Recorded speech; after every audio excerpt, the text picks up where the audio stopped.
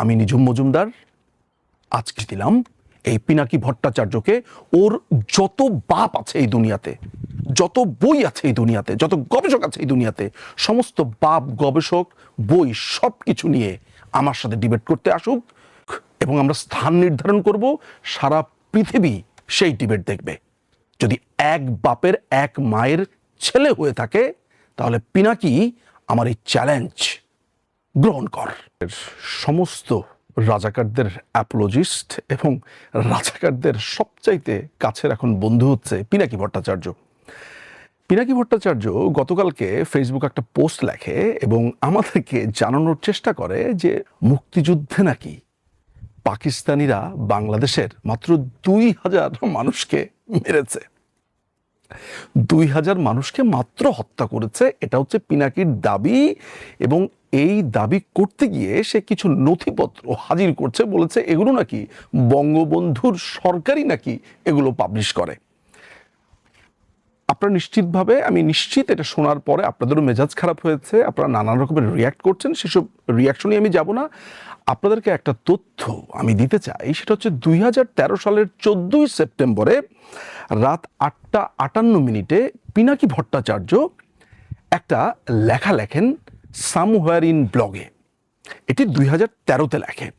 সেইখানে সে লেখে মুক্তিযুদ্ধের শহীদ 3 লক্ষ নাকি 3 মিলিয়ন এরকম শীর্ষক একটা নিবন্ধ লেখে এবং সে সেখানে প্রমাণ করার চেষ্টা করে যে মুক্তিযুদ্ধের শহীদের সংখ্যা 30 লক্ষ এবং রাজাকাররা এই সংখ্যাকে কমিয়ে মুক্তিযুদ্ধের গুরুত্ব কমাতে চায়।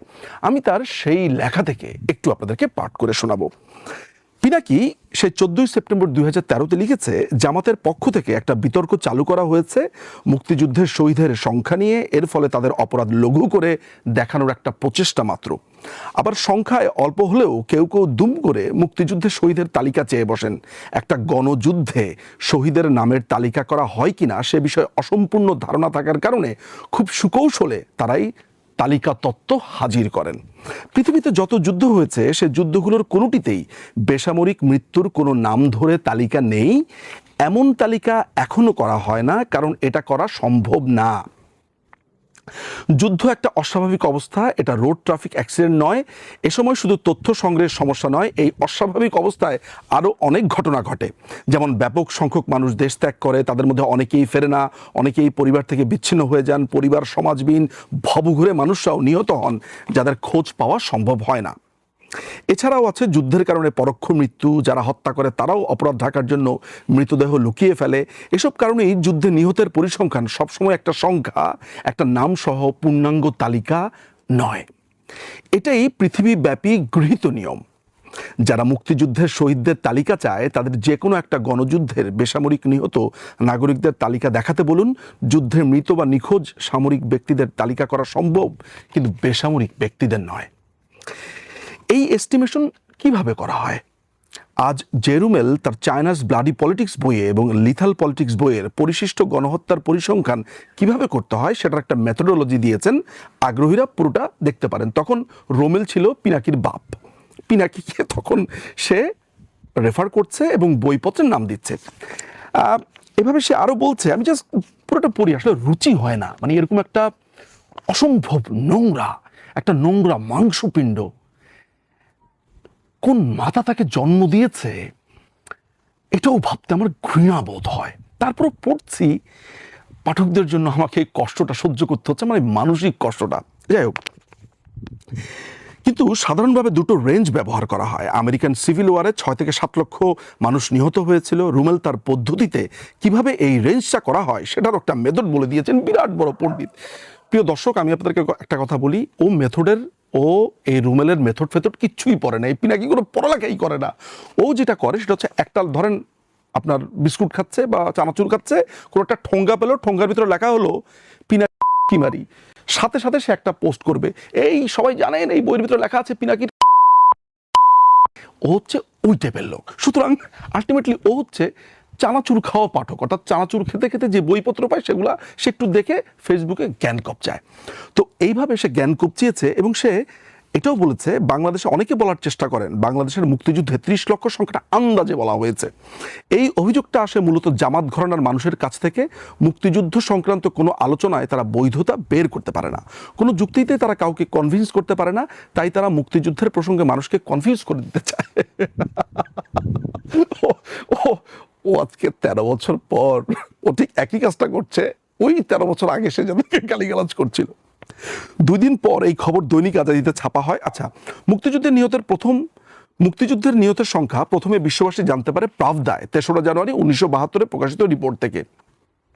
ও এতটুকুই জানে, আসলে এর বেশি কিছু জানে না। 2 দিন পর এই খবর দৈনিক আজাদিতে ছাপা হয়। শেখ মুজিব লন্ডনে এই সংখ্যাই উল্লেখ করেছিলেন, আর সেটাই হয়ে উঠেছে আমাদের মুক্তিযুদ্ধের আইকনিক ফিগার। শেখ মুজিব দেশে ফিরে দলের নেতাদের গণহত্যার তথ্য জমা দিতে বলেছিলেন। সেই তথ্য কোথায় জমা পড়েছিল বা আদৌ কোথাও জমা আছে কিনা সেটা আজ কারো জানা নেই।